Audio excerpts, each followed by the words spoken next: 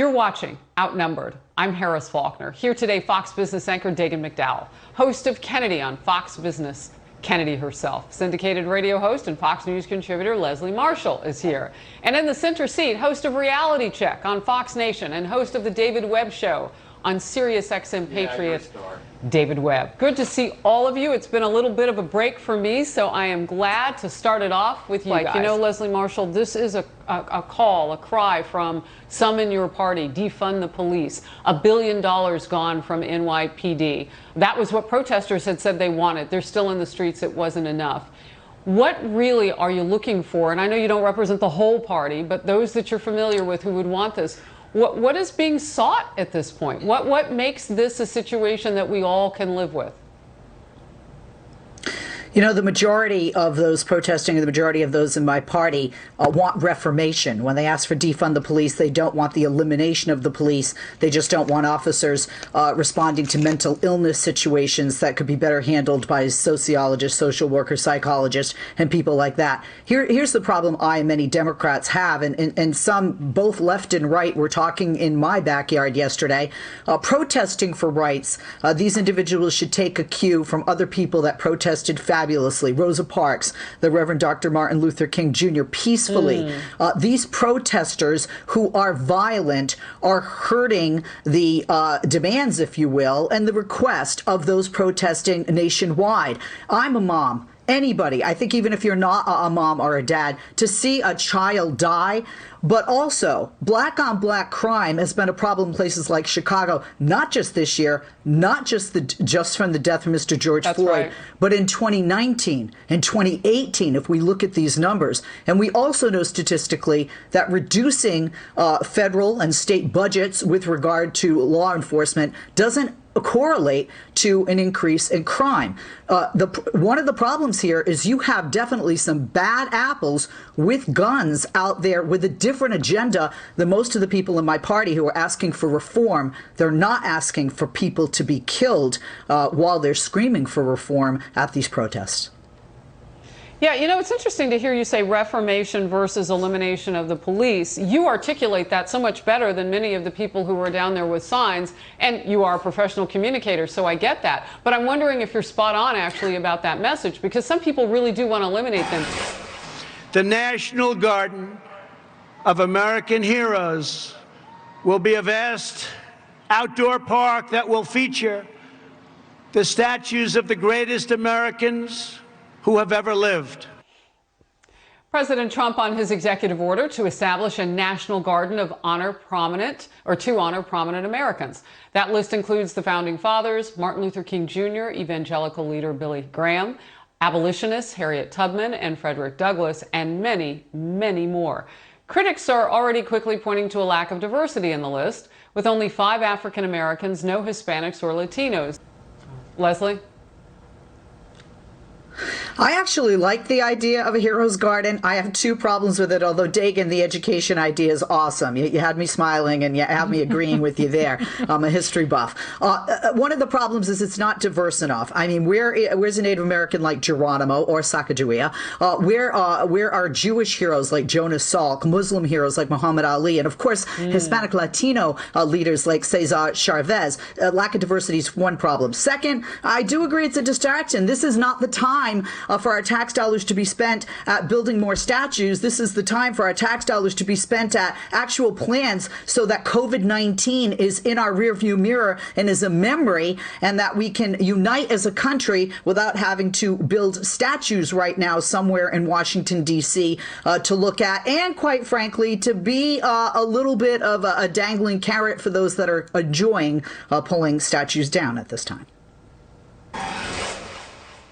Welcome back. Joe Biden raising eyebrows last night with a tweet saying, "We're going to beat Donald Trump. And when we do, we won't just rebuild this nation, we'll transform it." Transformers. No word on exactly what that means, but Biden's critics on the right have said he'll take his marching orders from the Democratic Party's left wing. And his critics on the left say he did not help solve the major issues of the past, despite his decades in government. So, Leslie Marshall, I will ask you, what does a Joe Biden transformation look like? What does that mean? Well, the way I took it, Kennedy, as a Democrat and a Joe Biden supporter, I took it as we're going to transform our nation from where we are now. We're very divided. He wants to unite. He talks about bringing the soul of this nation back. And quite frankly, there are a lot of Americans out there that are saying, where is the plan as we go forward with regard to COVID-19, as an example? That's on his website. Where's the plan with regard to immigrants and immigration? That's on his website. Where's the plan with regard to Black Americans and plans in the future for Black America? That's on his website. Women, that goes forward. Certainly there are people that are critical of what he did and did not do as vice president and in his decades in the Senate and in politics. But being president is a very different position, obviously. You have a lot more power. And in addition to that, we're at a very different time, not only with the protests, not only with COVID and the way our nation is. So I feel that he will transform us from a different point than we are now, obviously, if we are willing and voting for him and moving together as a nation, but especially when it comes to all of these protests and what people want, crying for reformation of the legal and law enforcement departments, or with regard to COVID-19. And those are just two areas, but two very pressing areas in our nation right now. All right, well, he's going to need a VP at some point. Susan Rice's stock reportedly rising as Joe Biden's potential running mate. But Leslie, I will ask you, Joe Biden doesn't have a lot of confidence in himself. You know, he has said more emphatically than anyone who's ever run for president that his VP pick needs to be ready to be president on day one. That's not exactly a ringing endorsement of his own physical prowess and cognitive ability. What do you have to say about that, Leslie? I think what he's talking about, that, you know, his number two needs to be strong, especially because of his age. Right. He most likely will serve one term. He's alluded to this. If I had to bet, I think that's what he'll do.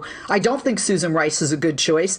If you're advising, as I've done with groups, a politician, you want them to avoid antagonizing the political opponent. Susan Rice is a very antagonistic individual with regard, as you had said, Dagan, to Benghazi, to villas. Remember, there aren't just Democrats that are going to vote for Joe Biden come November, as the polls are showing, but some Republicans who are disillusioned with the president, the way the country's going, or with their party. So you want to pick somebody not only that perhaps will be the next president of the United States, but likability, is important. And also the chemistry between him and that individual, the ability for them to work together. And it does have to go beyond liking and, maybe looking at her, Susan Rice as Secretary of Defense or Secretary of State, I think would be better. I think Kamala Harris and Val Demings are stronger candidates. Val Demings because of her law enforcement background, quite frankly, and Kamala Harris because of her experience not only as a senator, but a former attorney general here in the state of California. Yeah. Terry Francona, the popular manager of the Cleveland Indians, says it's time to change the team's name, which goes back to 1905, after Team Brass said Friday they're thinking about it. Their statement says they're committed to, quote, making a positive impact in our community and embrace our responsibility to advance social justice and equality. Also Friday, the NFL's Washington Redskins said they're undertaking a thorough review of their name, which critics have long denounced as racist. Coach Ron Rivera says he's optimistic a name change could happen before the season kicks off. Leslie, I've actually advocated as a fan for the Redskins to get rid of the name for some years, just thinking the day would come when they would be the lone standout, and it would be even more ridiculous with Snyder digging his heels in over it.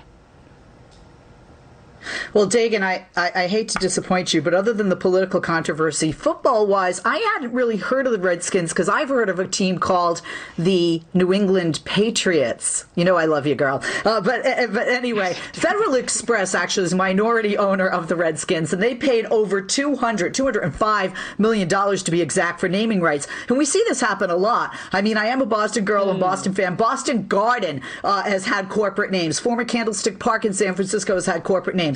So when you have segments of the community offended by a name, like with the Redskins or with the Indians, by the way, my husband's Indian, Native Americans aren't Indians, people from India are Indians, the corporations, I think, jump onto this because they want it. It benefits them to have, the Washington Federal Express players, as opposed to the Redskins, for example, or a name that's more pleasing to them and would satisfy the masses. But I think these name changes have been a long time coming, long before the death of Mr. George Floyd.